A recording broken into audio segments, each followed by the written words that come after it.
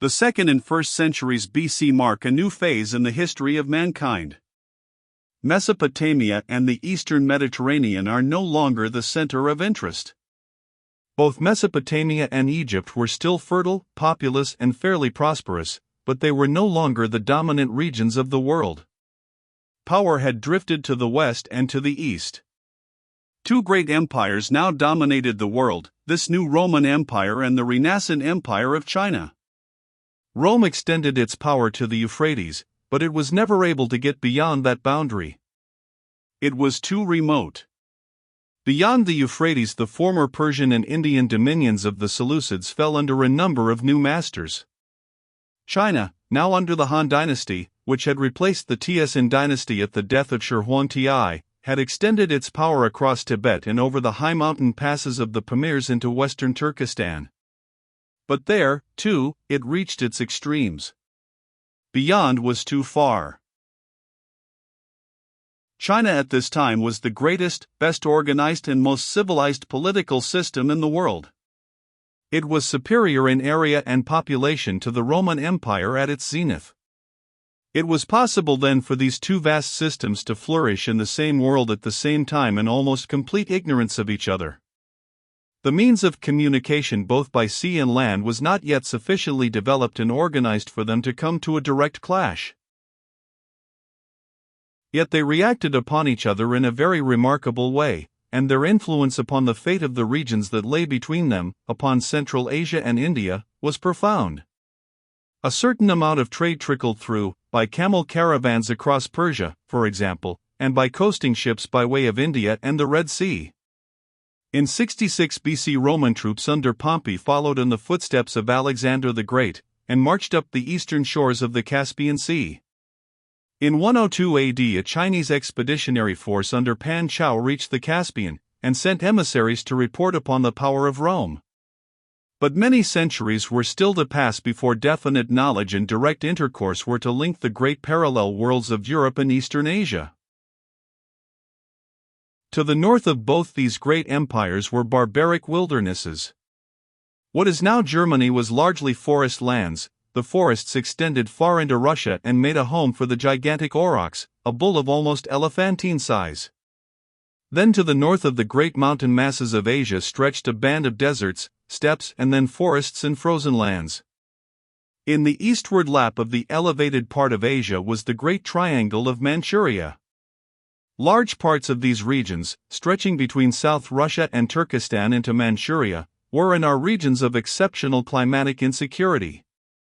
Their rainfall has varied greatly in the course of a few centuries. They are lands treacherous to man. For years they will carry pasture and sustain cultivation, and then will come an age of decline in humidity and a cycle of killing droughts. A Chinese covered jar of green glazed earthenware. A Chinese covered jar of green glazed earthenware. Han Dynasty, contemporary with the late Roman Republic and early Empire. In the Victoria and Albert Museum,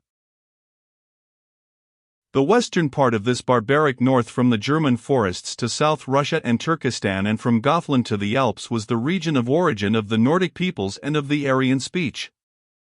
The eastern steppes and deserts of Mongolia was the region of origin of the Hunnish or Mongolian or Tartar or Turkish peoples, for all these several peoples were akin in language, race, and way of life. And as the Nordic peoples seem to have been continually overflowing their own borders and pressing south upon the developing civilizations of Mesopotamia and the Mediterranean coast, so the Hunnish tribes sent their surplus as wanderers, raiders and conquerors into the settled regions of China. Periods of plenty in the north would mean an increase in population there. A shortage of grass, a spell of cattle disease, would drive the hungry warlike tribesmen south. For a time there were simultaneously two fairly effective empires in the world capable of holding back the barbarians and even forcing forward the frontiers of the imperial peace. The thrust of the Han Empire from North China into Mongolia was strong and continuous. The Chinese population welled up over the barrier of the Great Wall. Behind the imperial frontier guards came the Chinese farmer with horse and plow, plowing up the grasslands and enclosing the winter pasture. The Hunnish peoples raided and murdered the settlers, but the Chinese punitive expeditions were too much for them. The nomads were faced with the choice of settling down to the plow and becoming Chinese taxpayers or shifting in search of fresh summer pastures. Some took the former course and were absorbed.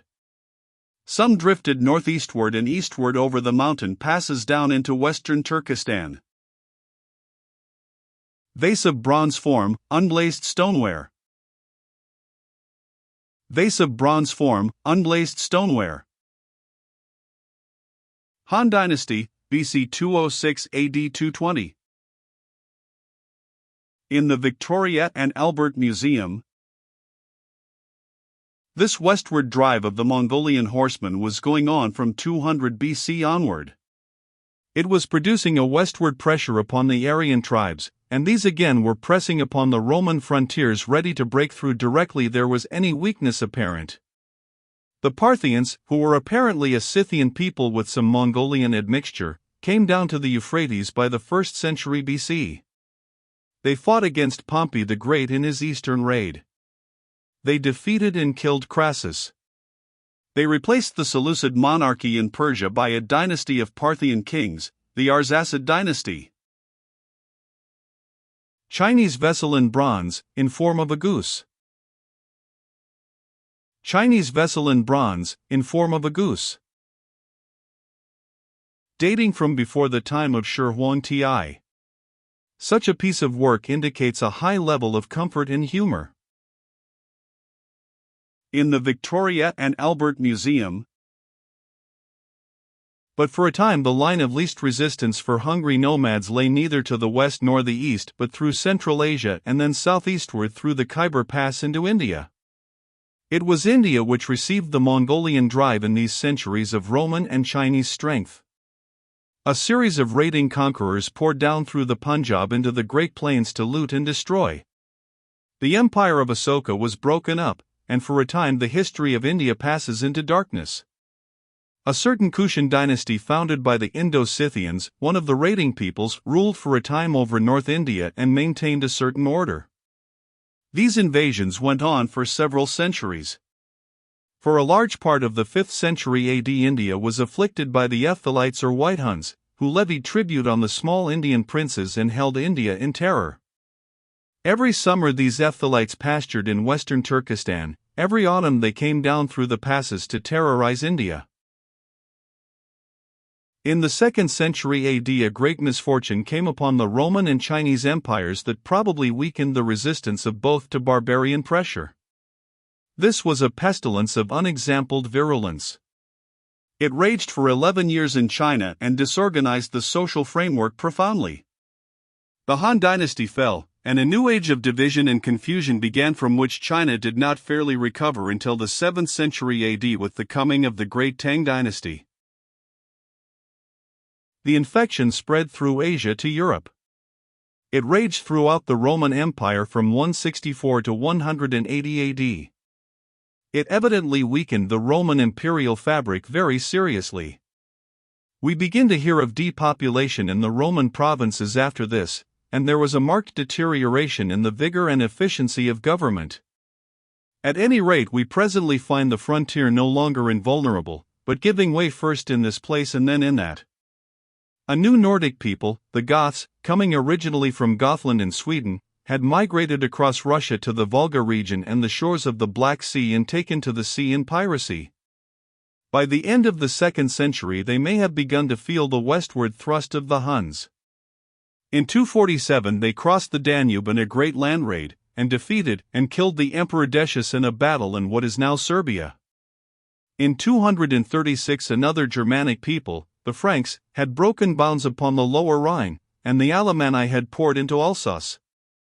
The legions in Gaul beat back their invaders, but the Goths in the Balkan Peninsula raided again and again. The province of Dacia vanished from Roman history. A chill had come to the pride and confidence of Rome. In 270 to 275 Rome, which had been an open and secure city for 3 centuries, was fortified by the Emperor Aurelian.